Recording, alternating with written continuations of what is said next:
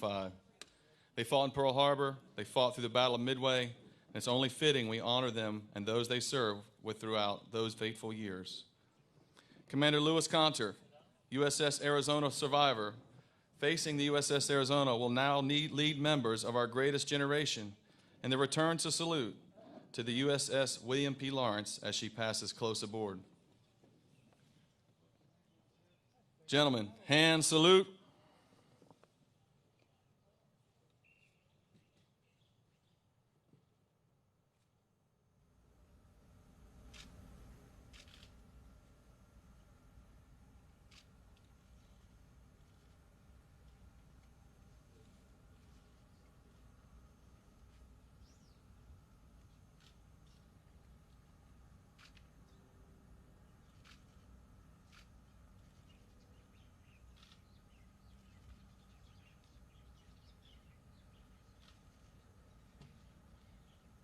Ready, two. World War II survivors and Pearl Harbor survivors, carry on. Thank you, gentlemen.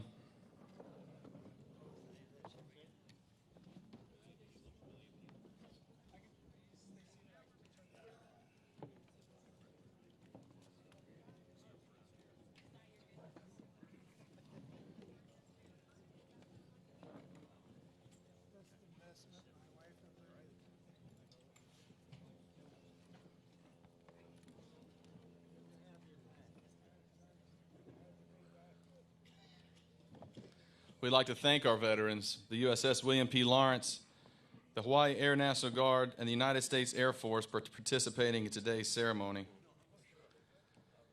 In the Hawaiian culture, the religious spiritual leader or advisor is known as a kahu. Today, we are pleased to have for our invocation a Hawaiian blessing offered by Kahu Kanahele, assisted by Kahu Helen O'Connor, Kahu Kalani Shintani, Kahi Kyle Chang, Kahu Nalani Beniani, Kako'o Makani Tabura, and Kako'o Edmund Nuri.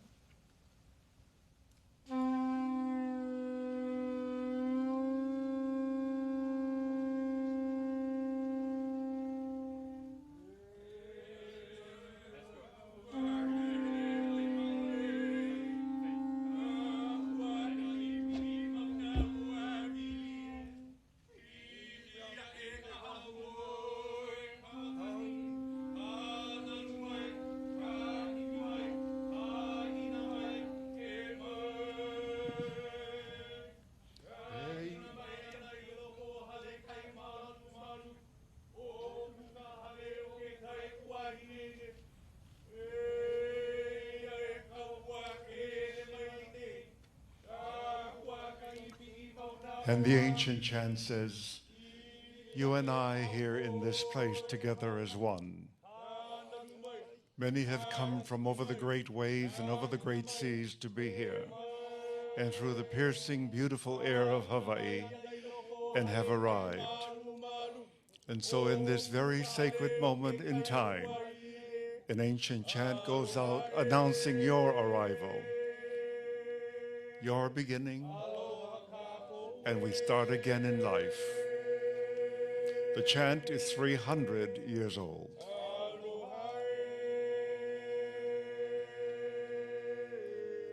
E pulikako, shall we pray? Ke akua kamakua mauloa o kalani, our wonderful and eternal Father in heaven, first, as it is the tradition of our people, we humbly all come before you to mihi and to ask your forgiveness, Heavenly Father. If any of us here present in this beautiful setting have fallen short of our obligations to you, please forgive us. I ask thy sacred blessings upon every single individual here, our brothers and sisters and families of all services and branches of the military, and a very special blessing upon the heroes who are seated on the stage today, for they are the past that have been the great heroes and symbols of our pride, and dignity. And back of them are the heroes of our future. And so it is, Heavenly Father, that as we translate ourselves into a greater nation still, all we seek is a simple word called peace and health and strength for every one of our families. Guide and protect us. And Heavenly Father, as I close this beautiful prayer, mahalo for the beautiful day. How special it is to welcome so many of our ohana or family members from all over the world today on blue skies and blue heavens and blessings exceedingly. Humbly I say these things in thy precious name. Amen and amen.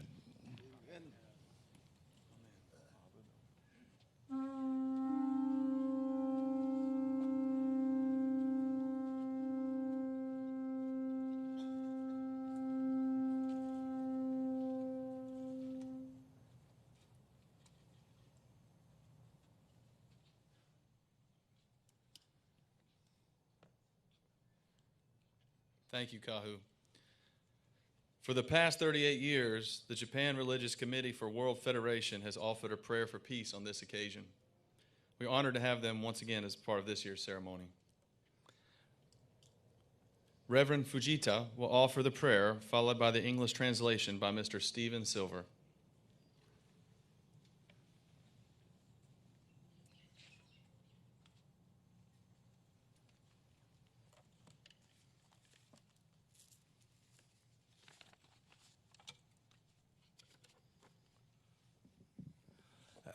Ladies and gentlemen, Aloha! 真珠湾攻撃から78年を迎える今日、日米両国間に勃発した不幸な戦争によってお亡くなりになった多くの人々の御霊に対し、謹んで哀悼の誠を捧げます。私たち世界連邦日本宗教委員会は、宗教者、信仰者がお互いの宗旨宗派の垣根を越えて相集い、心を一つに世界平和を祈り、その実現のために日々活動しています。1982年5月、ニューヨークの聖ヨハネ聖堂で日本宗教者会議が開催され、その木とここパールハーバーに立ち寄った私たちは、粛々と頭を垂れ、慰霊の祈りを捧げました。その時以来、毎年欠かすことなく、この慰霊式典に参列させていただき、今年で38回目を数えることになりました。時の流れは早く、体験が記憶に、記憶が記録に変わることを避けることはできませんが、その中に連綿と続く先人たちから受け継いだ知恵と、そこに込められた心は決して失われることはないのだと信じます。今年、日本では令和という新しい御代を迎えました。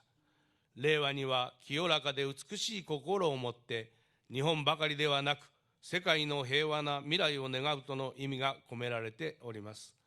まさにこの言葉は、長年にわたり世界平和の実現という大きな理想を掲げ、進めてきた私たちの活動そのものを象徴しているように思われてなりません。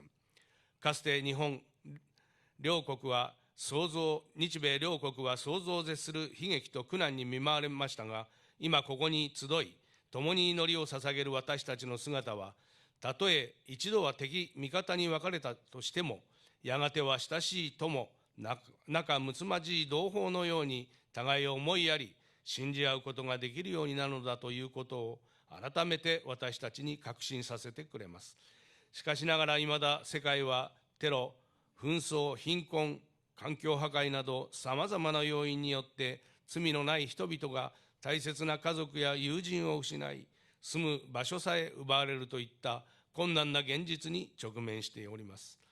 だからこそ私たちは一日も早い真の世界平和と全人類の幸福実現のために、先人たちから受け継いできた英知を結集し、共存共栄と相互敬愛の精神を持って、宗教者、信仰者として共に祈り、力を捧げることをここにお誓い申し上げます。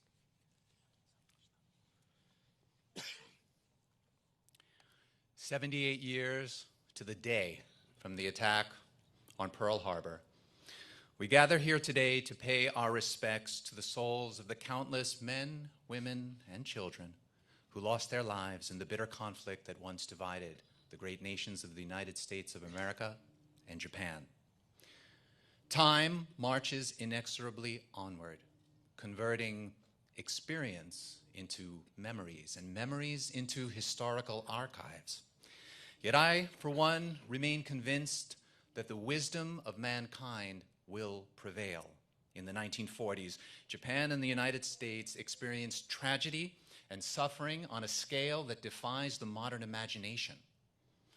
That we are able to gather here together and offer our respects as one voice is testament to the fact that although for a time we may be divided as adversaries, we will in time be united once again in our shared humanity. Yet, ladies and gentlemen, our world remains plagued by terrorism, conflict, poverty, environmental desecration, turning innocent people everywhere into victims of hardship, illness, displacement, death. As children of the one divine source, let us offer a prayer for peace and mutual prosperity. 祈りましょう。世界が本当に平和になり、すべての人々が幸せでありますように。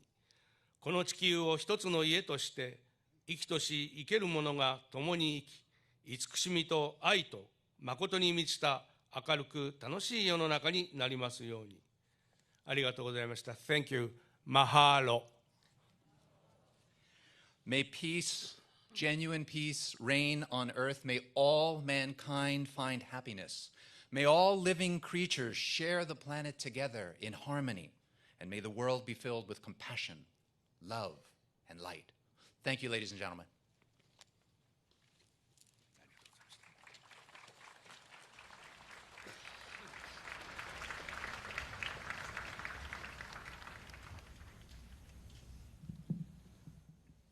Thank you, Reverend Fujita.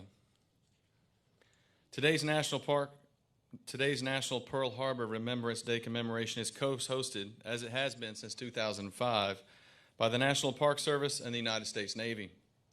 Here to share an official welcome on behalf of the National Park Service is Jacqueline Ashwell, Superintendent of the Pearl Harbor National Memorial.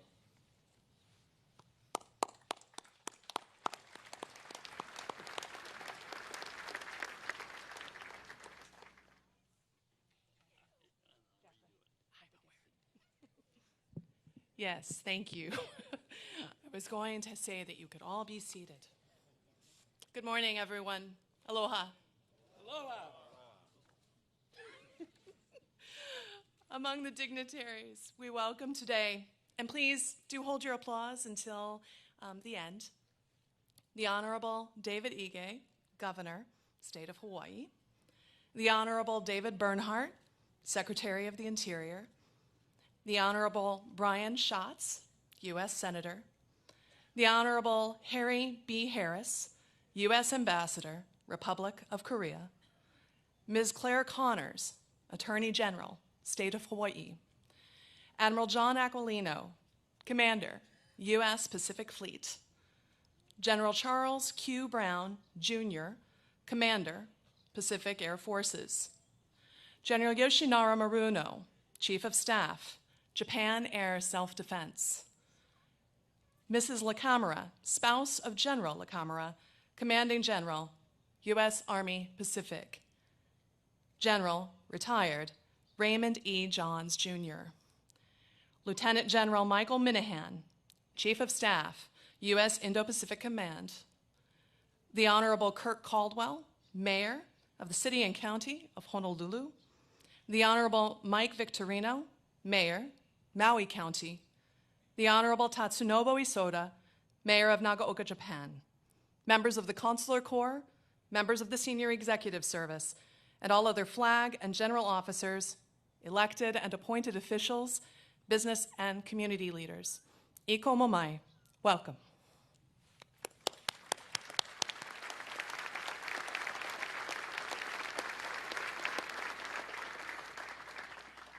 I can sense the presence of this esteemed gathering of World War II veterans just behind me, and of course, today's uniformed armed services as well.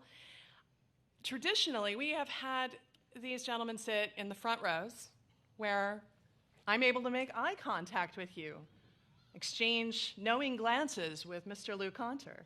But I am happy this morning that you all will get to instead look upon their handsome faces. Gentlemen, thank you for your service to our country.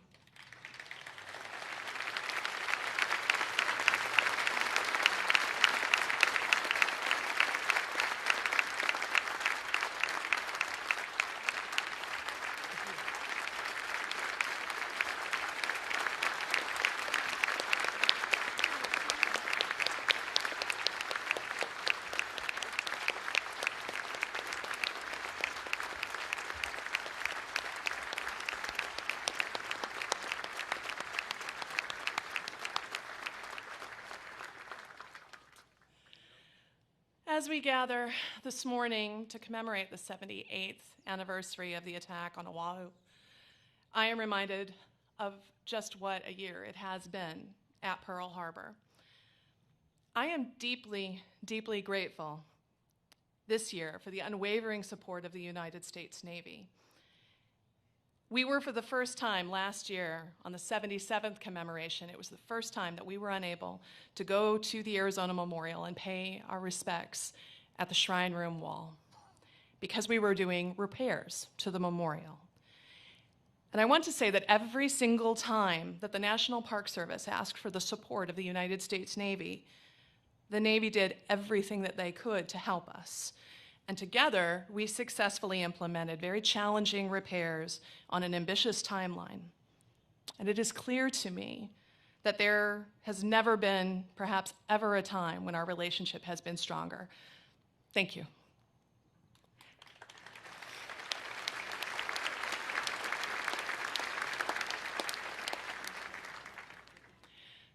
I wish to take a brief moment to offer the condolences of the National Park Service to our Navy colleagues and to their families in the wake of the tragic events that unfolded earlier this week at the Pearl Harbor shipyard, as well as the events yesterday in Florida. We are thinking of you.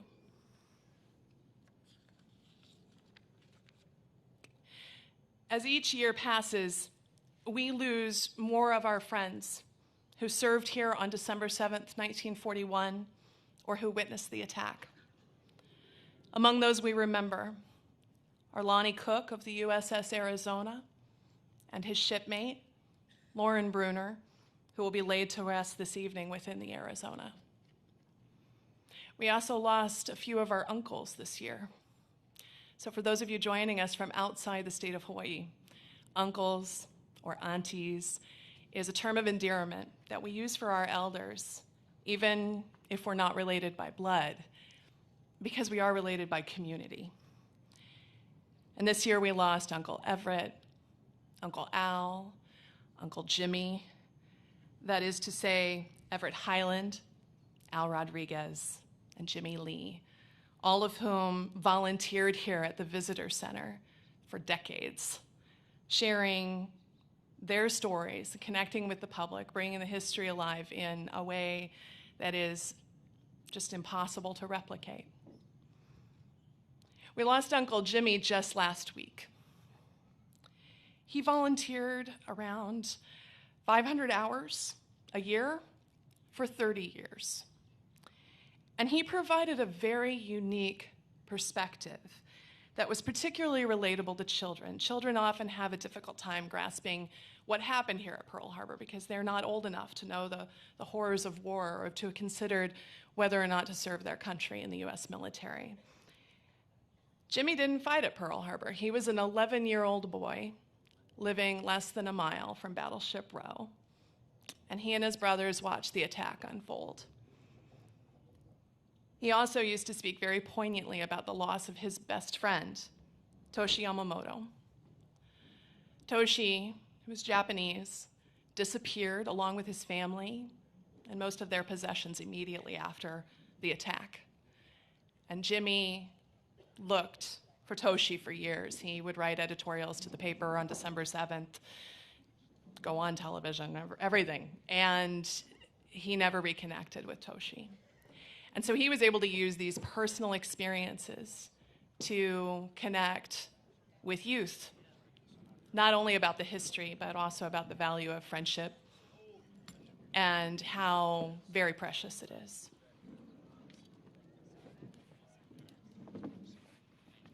We'll miss our uncles here at Pearl Harbor National Memorial and the diversity of perspectives that they brought, both military and civilian.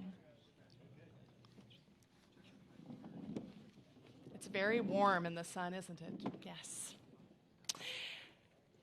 As I close my remarks this morning, I would like to acknowledge two absolutely amazing women who I have come to count as friends during my brief time here at Pearl Harbor National Memorial. Adine Sato was one of our very first park rangers here, and she has for some time worked for our valued partner, Pacific Historic Parks. She plans to retire later this month. Also, Agnes Talion is the Director of Public Affairs for Navy Region Hawaii and Naval Surface Group MidPAC. She, too, has been here for decades and also plans to retire soon. Both of these women have a huge, wide-ranging scope of duties, but together, they have been sort of the anonymous bedrock behind these commemorations for decades. In their planning, I would go into detail about all the things they do, or how many times just alone in the last 24 hours I have called both of them to ask questions or favors, but we'd be here quite a while. And they both eschew the limelight, so I'm not going to ask them to stand or direct attention to them. But if you know these two wonderful people, take a moment today, if you see them, to thank them for their years of service to our country and to preserving the story of what happened here on December 7th, 1941. It is now my pleasure to introduce, yes. We know that you're both out there. It is now my pleasure to introduce Rear Admiral Rob Chadwick. He is a surface warfare officer with numerous at-sea and shore assignments.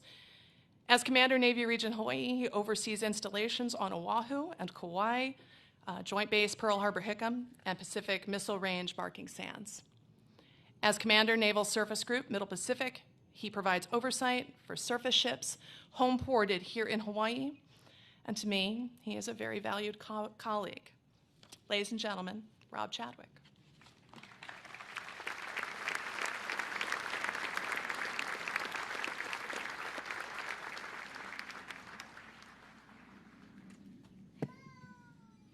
Well, thank you, Jacqueline, and we certainly thank you, the National Park Service, and everyone who played a part in making this ceremony happen. And our appreciation definitely goes beyond just today and certainly extends to the way your team here at the Pearl Harbor National Memorial brings the history of Pearl Harbor to life for over 1 million visitors a year. So thank you again, Jacqueline.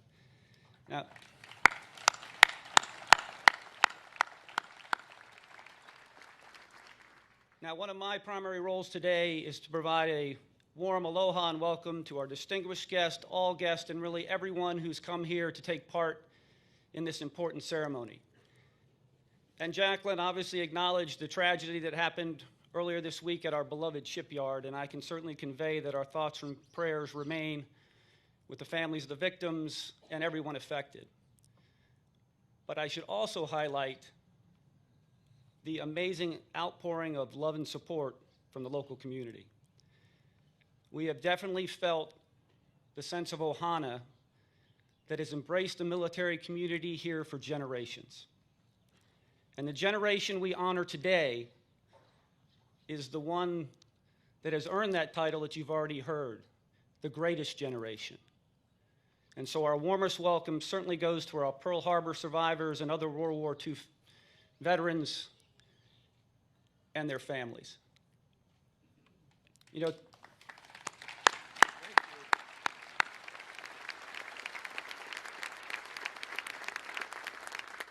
today we obviously commemorate the tragic attack that occurred here at Pearl Harbor 78 years ago, but we also use this opportunity to honor and recognize the resilience and the grit of our nation and these veterans following the attack.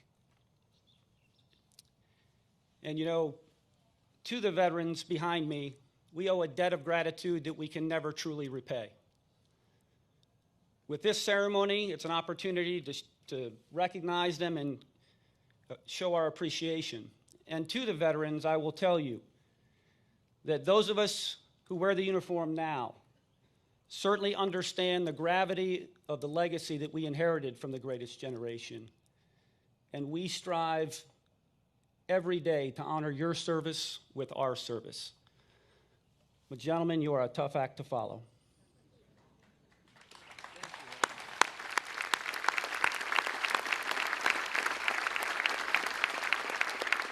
Now again, I'm here to welcome you, but I also have the distinct honor to be able to introduce our next speaker, Ambassador Harry Harris. Ambassador Harris had a distinguished naval career in which he commanded at every level. His commands included Patrol Squadron 46, Patrol Reconnaissance Wing 1, Joint Task Force Guantanamo, and Commander U.S. 6th Fleet, Striking Force NATO. At the 4-star level, he commanded the U.S. Pacific Fleet, and from May 2015 to May 2018, he served as the commander of U.S. Pacific Command, now known as U.S. Indo-Pacific Command. He is the first Asian American naval officer to achieve 4-star rank and the first to lead U.S. PACOM. I had the good fortune to serve with Ambassador Harris and his wife Bruni in one of his early flag tours at U.S. Southern Command in Miami, Florida, and it was clear then that he was destined for leadership at the highest levels. In fact, I would say it's more accurate to say it was clear that our Navy and nation needed him to lead at the highest levels. And following his retirement, President Trump nominated him to be the U.S. Ambassador to the Republic of Korea, and he was confirmed by the Senate in 2018. Without any further ado, ladies and gentlemen, Ambassador Harry Harris.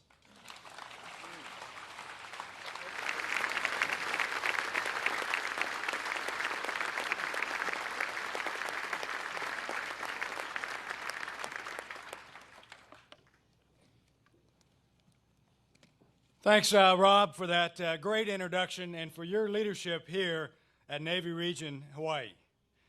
Veterans, past and present, especially the World War II veterans, and particularly Pearl Harbor Day survivors, distinguished guests, and ladies and gentlemen, let me begin also by offering my condolences to the victims of the shooting at the shipyard here and in Pensacola earlier this week, and my thanks to the first responders. So, ladies and gentlemen, good morning. And aloha. Aloha. My wife, Bruni, and I are thrilled to be back in Hawaii here with you today, albeit in a slightly different uniform, as we pay tribute to our heroes and remember the patriots who ran to the sound of the guns on that fateful day 78 years ago. Now, I'm honored to speak briefly to set the stage literally before a true orator, Secretary Bernhardt, takes the podium to show you all how it's done. But as we look out on this beautiful, serene place, it's difficult to imagine the events of that Sunday morning in 1941 when people, not unlike us, were waking up to enjoy another beautiful day in paradise. Indeed, some of the veterans joining us today were probably thinking about going to chapel, spending the day on the beach, playing baseball, hanging out with friends, or listening to the Battle of the Bands at Block Arena just across the way. The horrific events that took place here caught America, her Navy, her Army, her Air Corps, her Marines, and the territory of Hawaii by surprise. And it fell upon the shoulders of brave Americans, like the Pearl Harbor survivors and World War II veterans behind me, to respond on that fateful day. Now, it was a day of gallantry, an unquestionable heroism, even as it was a day of sacrifice and immeasurable loss. In less than 2 hours, there were over 2,400 killed, including firemen and first responders from the Honolulu Fire Department, almost 1,200 wounded, a majority of the U.S. Pacific Fleet taken out of action. Catastrophic by any standard. Thinking back, I'm reminded of the stories that my father would tell me about his war experiences as an enlisted man stationed on board the Hawaii-based aircraft carrier USS Lexington, a carrier that departed Pearl Harbor just a few days before the attack. My dad, his 4 brothers, and so many from the greatest generation are no longer with us, but we can still hear their stories of duty, of honor, and of courage. Their ghosts walk amongst us. Their spirits speak to us.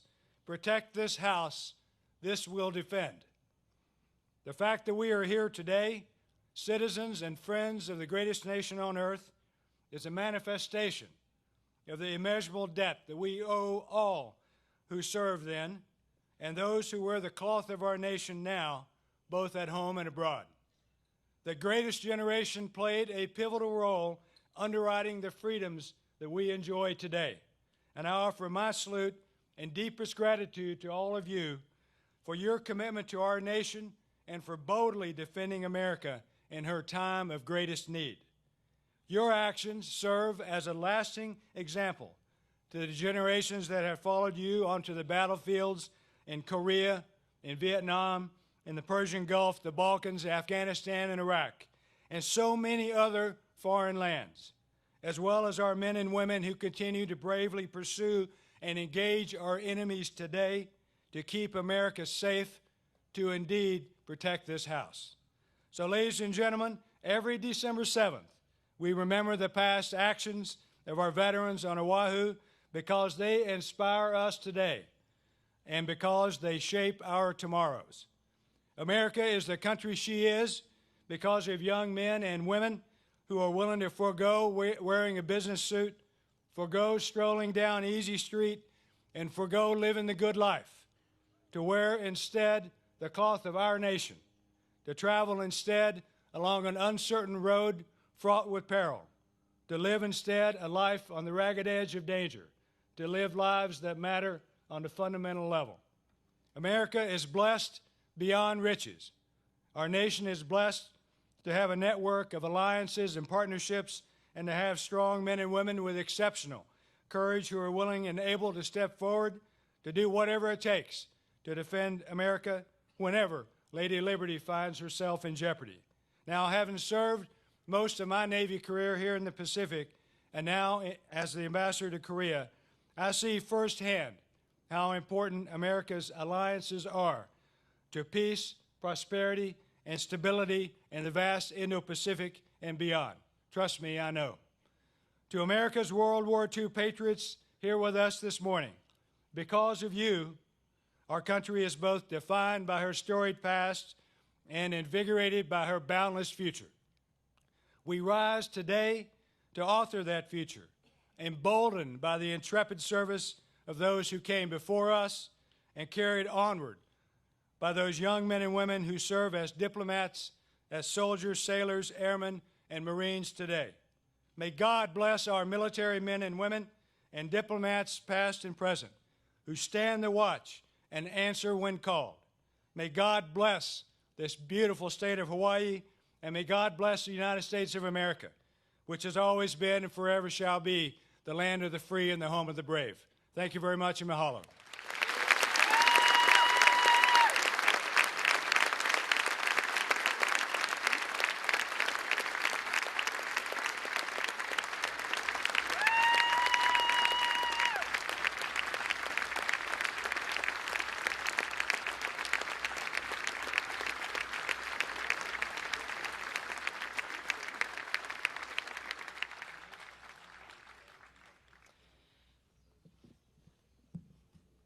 Ladies and gentlemen, it is my honor to introduce David L. Bernhardt, the 53rd United States Secretary of the Interior.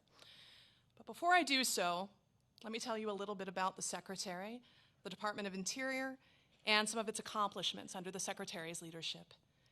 The Department of the Interior stewards 20% of our nation's lands, oversees responsible energy development on federal lands and waters, maintains our national parks and historic sites, upholds trust responsibilities to Native communities, and serves as the largest supplier and manager of water in the 17 western states on the U.S. mainland. Secretary Bernhardt is someone who is aware of the important relationship between the lands managed by the department and neighboring communities. Raised in Rifle, Colorado, a rural community surrounded by federal lands, Secretary Bernhardt is a sportsman who grew up hunting, fishing, and recreating on many of the lands that the department oversees.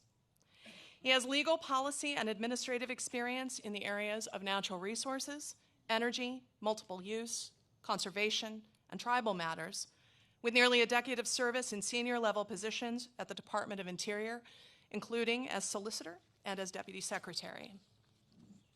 Under his leadership, Interior has reduced permitting timelines through the National Environmental Policy Act, expanded access to public lands, opening up over 1.4 million acres in 2019 alone, advanced American energy independence, bolstered the departmental ethics program, helped combat the scourge of opioid addiction in tribal communities, and delivered over $3.7 billion in regulatory relief since the beginning of the Trump administration.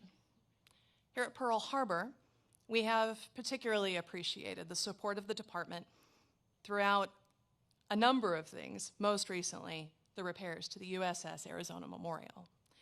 And we are particularly grateful that the Secretary has agreed to come this morning and to share some of his personal family story related to December 7th, 1941. And so with that, I am honored to introduce the United States Secretary of the Interior, David Bernhardt.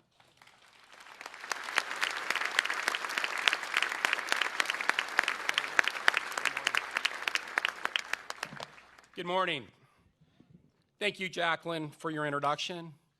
Admiral, Ambassador, Governor, other distinguished guests. Before I begin, I too would like to take a moment to acknowledge the tragic shooting at Pearl Harbor Naval Shipyard this week, as well as in Pensacola. My thoughts and prayers are with the victims, their families, and their communities at this time of loss and reflection.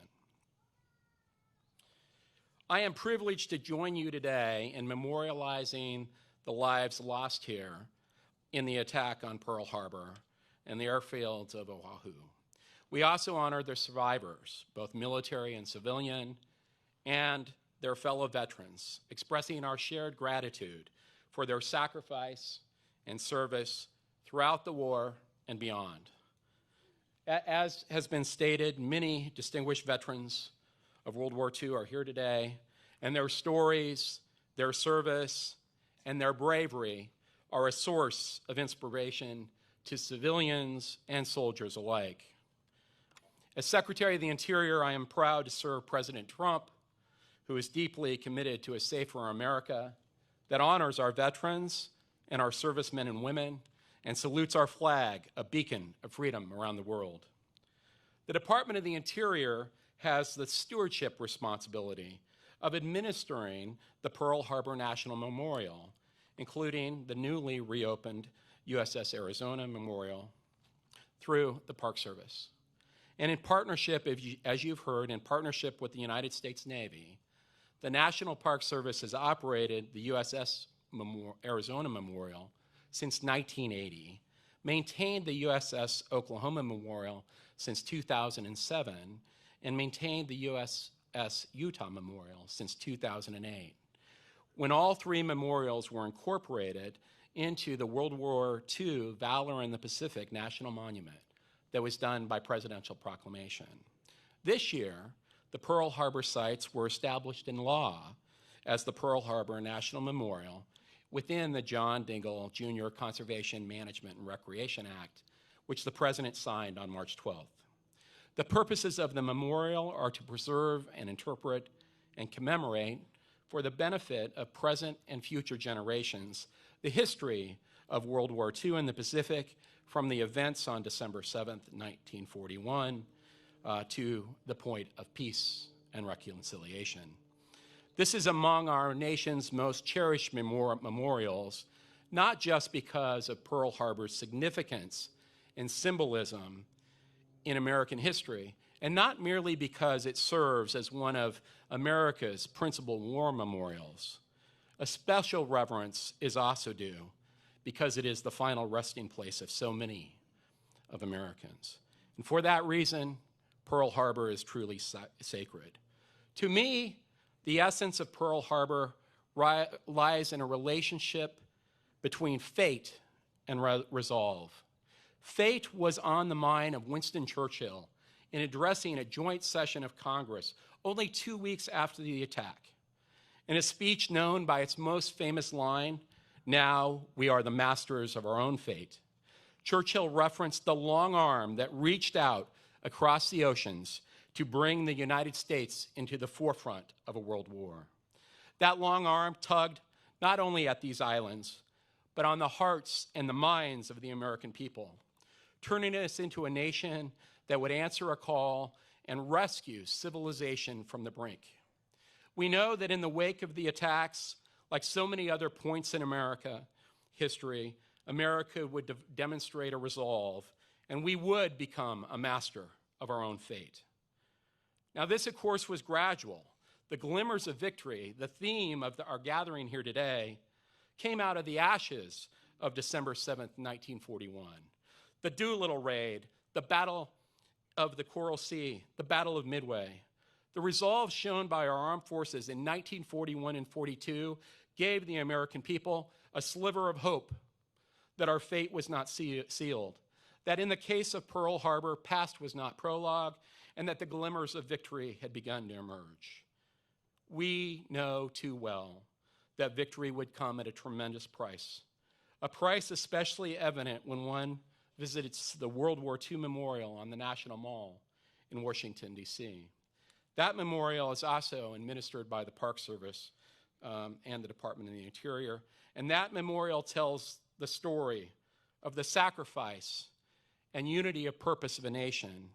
It tells the story of the vital roles played by Americans' farmers and factory workers, and the new roles women embraced in the war effort, and of the reality that through the cost of the war, over 400,000 lives and a tremendous effort was required to achieve victory. In fact, a series of scenes carved in granite illustrates the defining aspects of the war. And on the Pacific side, as on the left side as you walk into the memorial, the very first scene is of a family at home gathered around an old-fashioned radio, receiving news of the attack that occurred here, or perhaps listening to Eleanor Roosevelt's brief address that came later this evening, or maybe even President Franklin Roosevelt's iconic address the next day. Each time I pass that scene, I have to catch my breath because it has great personal significance to me. Why would that be? Because each time I walk by that image, I always have imagined my great-grandfather and my grandfather, his brothers and sisters, receiving the news of Pearl Harbor on the radio. To my mind, that scene reflects the moment when my grandfather realized the potential peril of his younger brother, who was serving aboard the U.S. Arizona at the time. His name was Samuel Bolander. As sometimes occurs in life, we learn a fact or two that rejiggers our view of history, and that recently happened to me. My mother and her cousin shared a few of my great-uncle Sam's letters home to his brother and sister-in-law. Through those letters, I discovered that my image of the radio was probably wrong. In all actuality, it's highly unlikely that my great-grandfather's home even had electricity on this day 78 years ago. Imagine that for a moment. My kids cannot. At the same time, I learned more about Sam. In a letter dated November 20th, 1941, Sam is clear. He appreciates the sun, the sand, and the waters that surround this beautiful place. How could he not? That said, he wished to be home at Thanksgiving. He was hopeful that he would be able to come home for Christmas in 1942, and he was really pleased to learn that a gal he had a crush on was still interested in him. And yet, fate had it that he would never return to Colorado. The USS Arizona is his final resting place, joining the 2,390 servicemen and women and civilians who lost their lives in the attack on Pearl Harbor, including the 1,177 on the Arizona alone. The name Samuel Bolander is etched into the memorial it sets across the way, and his memory is forever part of those 4,048 stars that commemorate America's sacrifice for victory on the wall in Washington, D.C.'s memorial. This is why today we express our gratitude for the nearly 40 veterans of every branch of our armed service who are gathered here today, veterans like Lou Conter. Now, Lou has been mentioned a couple times, but let me tell you a few things about Lou if you don't know. Born in Wisconsin in 1921, Lou completed his basic training in San Diego before reporting to duty aboard the USS Arizona on January 24th, 1940. I hope I got the date right. Lou was on watch during the initial attack at his post near the third turret when the blast ignited 1 million pounds of ammunition and fuel, knocking him down the deck while other sailors were thrown overboard. Lou then quickly began putting out the flames, covering the sailors and preventing others from jumping into the fire-filled waters. Standing knee-deep in water on the deck, Lou continued to help battle the blaze and retrieve sailors who had fallen overboard. After the order to abandon ship, Lou boarded a lifeboat, lifting sailors from the water as they struggled to stay afloat. After the second attack on the ship, Lou tried his best to shoot down the enemy planes with machine guns and rifles. Lou spent the 10 days following the attack putting out fires and pulling fallen from the hull of the ship. Lou's resolve, not only in the face of the attack, but in his over 2 decades of service, is truly remarkable. Please join me in thanking Lou for his bravery.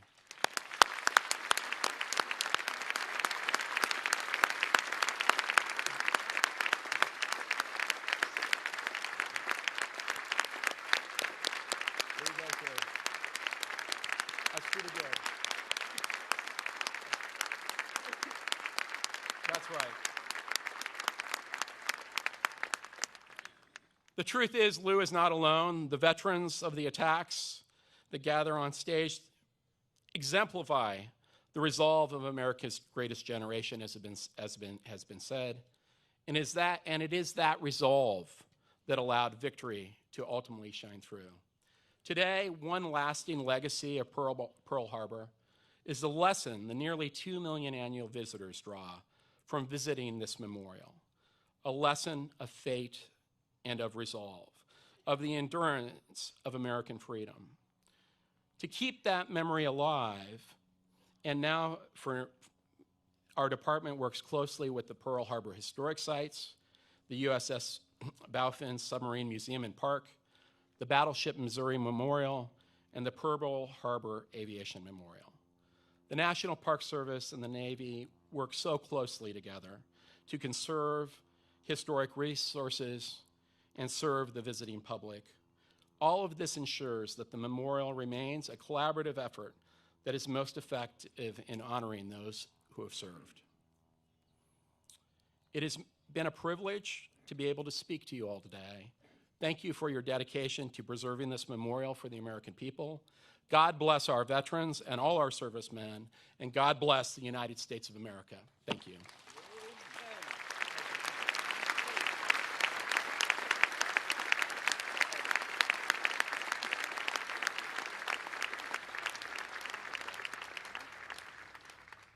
Thank you, Mr. Secretary. This morning, we will place wreaths to honor the territory of Hawaii, Army, the Marine Corps, Navy, Air Force, and the Coast Guard. The wreaths will be presented by active duty and Parks and National Park Service members and rangers. The wreaths you are about to see presented are an expression of our gratitude and a symbol of our unending appreciation of service and sacrifice. Today, we honor heroes, military and civilians, who lost their lives on December 7th, 1941. This formation, the wreaths you are about to see presented are an expression of our gratitude, and the formation represents our past and present. It honors those who fought in the name of freedom 78 years ago, and honors our veterans and current active duty members who continue to serve our country with honor, courage, and commitment. Today, these wreaths also represent hope that our future generations may never forget the many sacrifices that make freedom possible. The bell you will hear is from the USS Arizona, one of two bells salvaged from the sunken ship. Commissioned in 1916, the Arizona was the second and last of the super dreadnought battleships. USS Arizona's journey began in World War I, but would end during the bombing of Pearl Harbor on December 7th, 1941.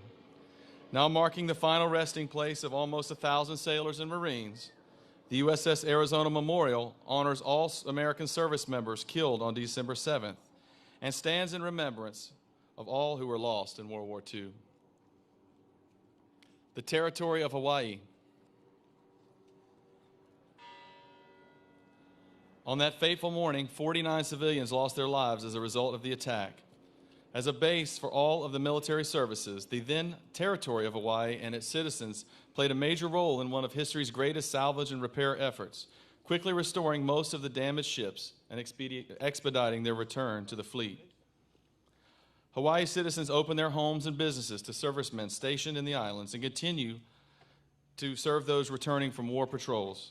Today, the state of Hawaii remains a strategic and welcoming home port for our military, continuing to offer aloha to all. Representing the territory of Hawaii is Senior Airman Bronson Lee of the Hawaiian Air National Guard and Park Maintenance Worker Joseph Borgia. Will all of our civilian survivors and witnesses please stand as able?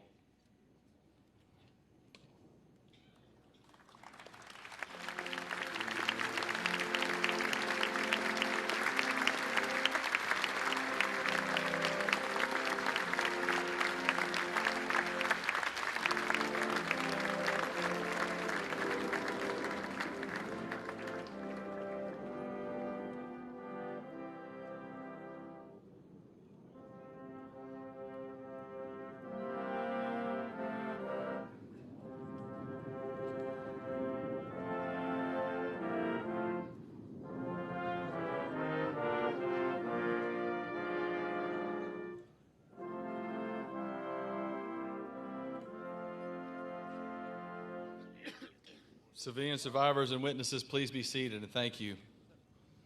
United States Army. While many history books tend to focus on the Pearl Harbor attack, the brave members of the United States Army fought diligently to defend their posts on December 7th, 1941. From Schofield Barracks to Bellows Airfield, the U.S. Army had and continues to have a large presence on Oahu. Representing the United States Army is Staff Sergeant Armando Barrero and security guard and Army Cavalry veteran Mike Barron. Will all of our Army veterans, both past and present, please stand as able?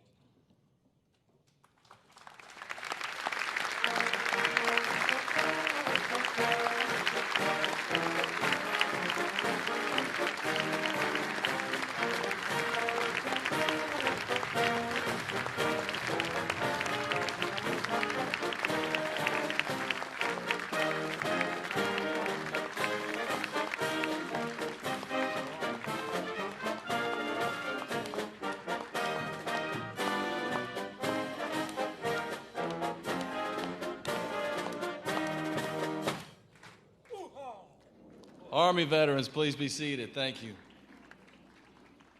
United States Marine Corps. Many may not realize until visiting the USS Arizona Memorial that a United States Marine detachment made up part of each battleship's crew. A total of 109 Marines lost their lives that day. 105 perished aboard ships in Pearl Harbor, and 4 were killed in action at the Eva Mooring Mast Field.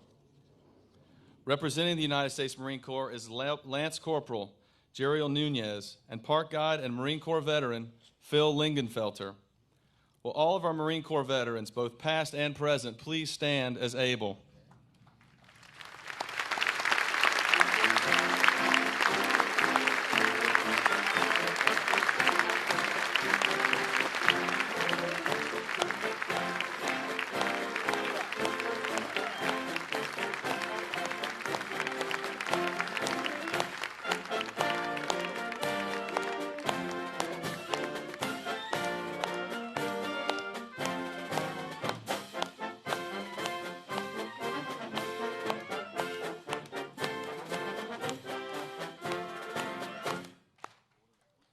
Hoorah. Marine Corps veterans, please be seated. The United States Navy. 1,999 sailors lost their lives in the December 7th attacks on Pearl Harbor and Naval Air Station Kaneohe.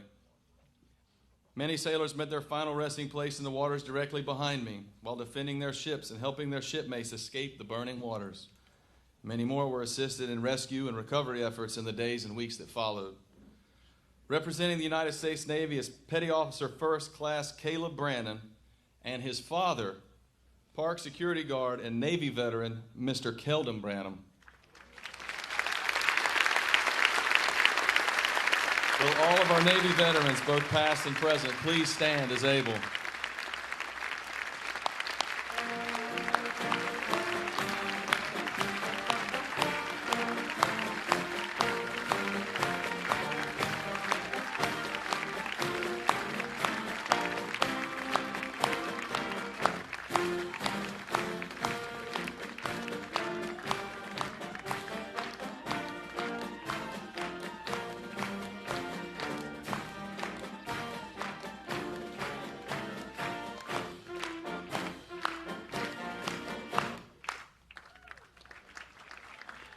Anchors away.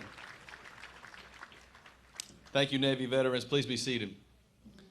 Though not yet a service in 1941, the United States Air Force was formerly referred to as our Army Air Forces, and here on Oahu as the Hawaiian Air Force. On December 7th, Lieutenants Ken Taylor and George Welch scrambled to their aircraft parked at Haleiwa Field and took off to brave the skies against incredible odds. Representing the United States Air Force is Pacific Historic Parks employee and Hawaii Air National Guard Airman First Class Emerson Adams, and Park Guide and Air Force veteran Jason Okrasa. Will all of our Air Force veterans, both past and present, please stand as able?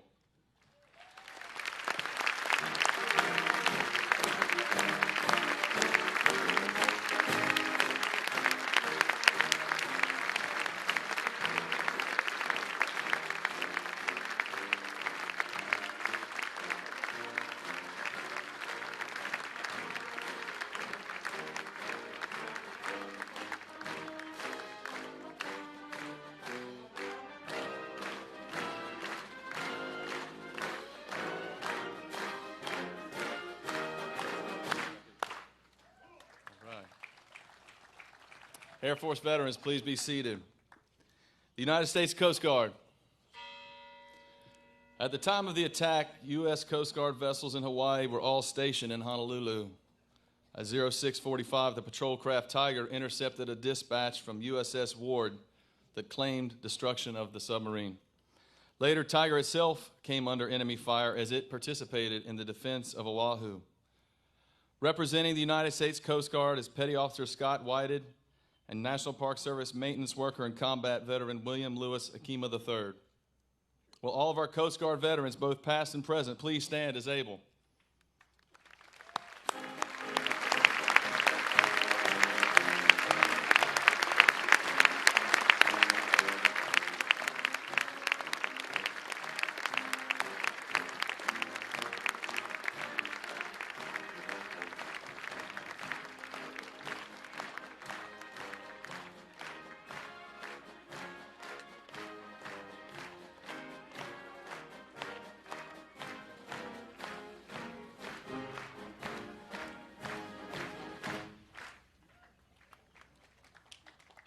Thank you. Coast Guard veterans, please be seated.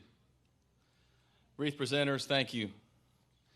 At this time, we would like to recognize all Pearl Harbor survivors, World War II veterans, and all of those who lived through the attack on December 7th, 1941.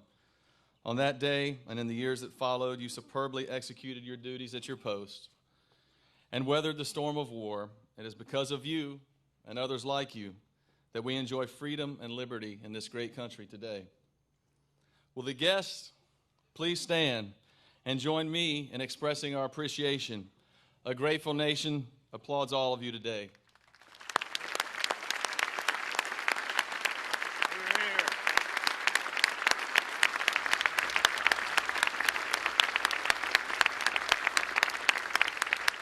We can do better than that. Let's give it up for these guys.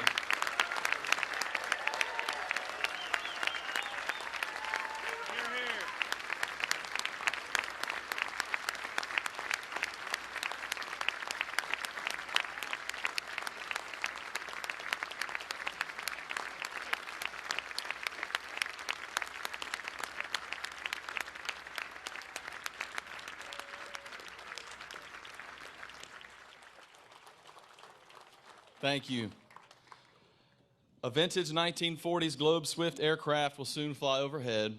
With its sleek lines and retractable landing gear, the aircraft was the economical civilian counterpart to the fighter aircraft that pilots flew during World War II. It shares many common features with the U.S. Army Air Force's P-40 fighter, and we'd like to thank Commander Bruce Mays of the United States Coast Guard, retired, and the Vintage Aviation for providing this vintage aircraft tribute. Please remain standing as able for the please stand for the Benediction Marine Corps Rifle Salute and Echo Taps by the Pacific Fleet Band. Captain Stephen Lee, Chaplain, Marine Forces Pacific, will now offer the benediction.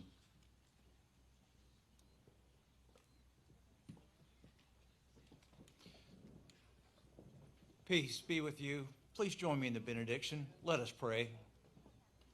Eternal God, strong to save and swift to hear the faintest of prayers, for our honorable guests, men and women of valor, and all peoples gathered, we humbly give our thanks and ask for your hand of protection and grace to always be upon them. We have tasted together only a glimmer of the great conflict and of all the endeavors, self-sacrifice required to stand fast and stand victorious in the face of tyranny on this 78th Pearl Harbor Remembrance Day. For the men and women who faithfully stood the watch on 7 December 1941 until victory was declared, and for all those who perished on our nation's behalf, we are eternally grateful. Eternal God, who tames the roaring seas, as we depart, may you bless us, friends, partners, allies, shipmates all, and strengthen our resolve to honor our heritage, given to us at greatest cost, and still our hearts and minds, so that as long as life is ours, that we shall never forget and forever endeavor to honor and protect and sustain the great virtues, principles, and the sheer grit required to be the land of the free and to bear the beacon of the freedom in a troubled world. We go now in God's peace. May he bless you and watch over you. Amen.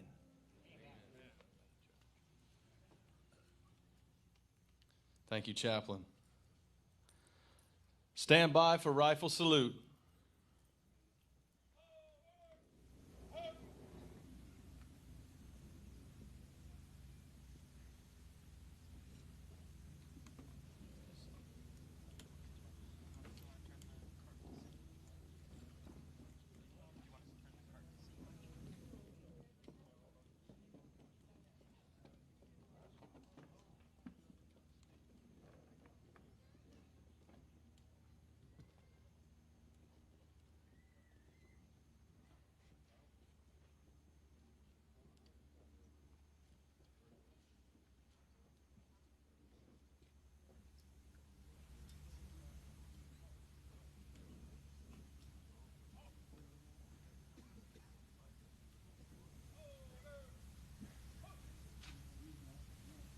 Hand salute.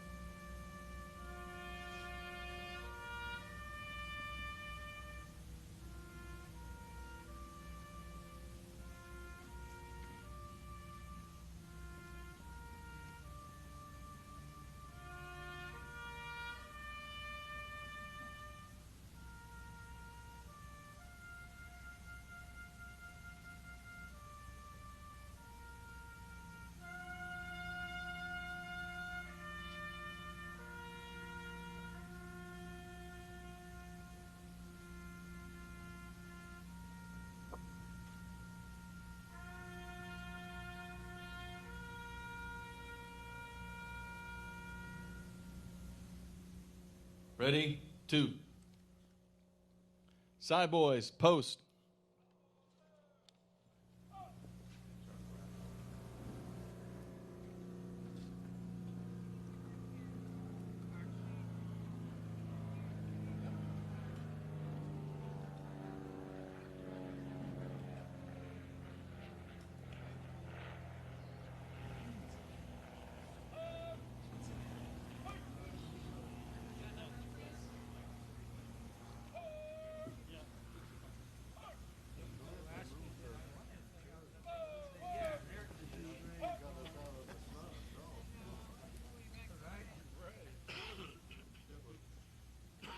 On behalf of the National Park Service and the United States Navy, thank you for attending today's special observance of the 78th anniversary of the attack on Oahu and remembering the sacrifices made by those served here on December 7th, 1941.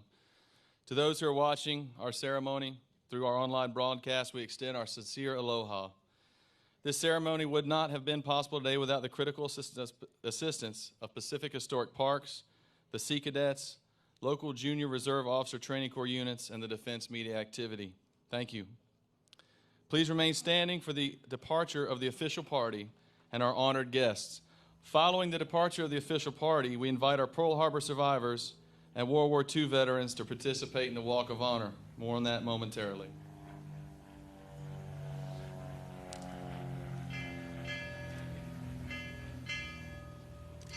The Honorable David Bernhardt, Secretary of the Interior, departing.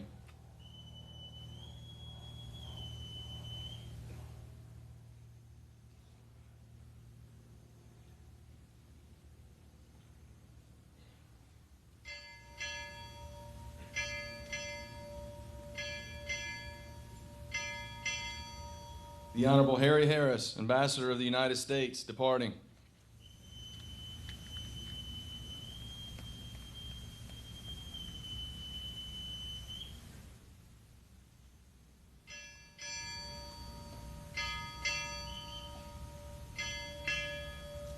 Navy Region Hawaii and Naval Surface Group Middle Pacific, departing.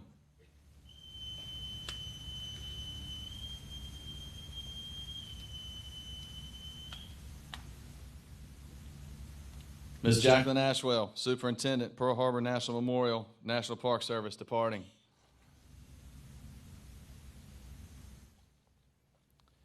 Service members from all branches will now salute survivors and World War II veterans as they participate in the Walk of Honor tribute.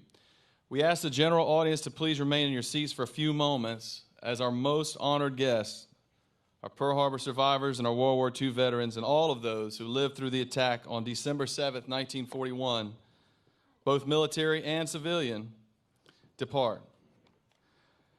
Veterans and their families and caregivers, please make your way to the front of the stage toward the honor cordon at this time.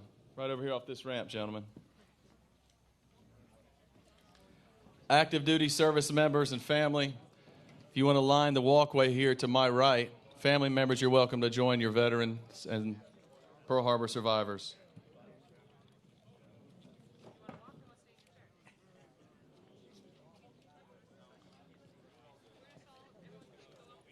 Thank you to all of our guests on this walkway for keeping that clear for our veterans and World War II survivors.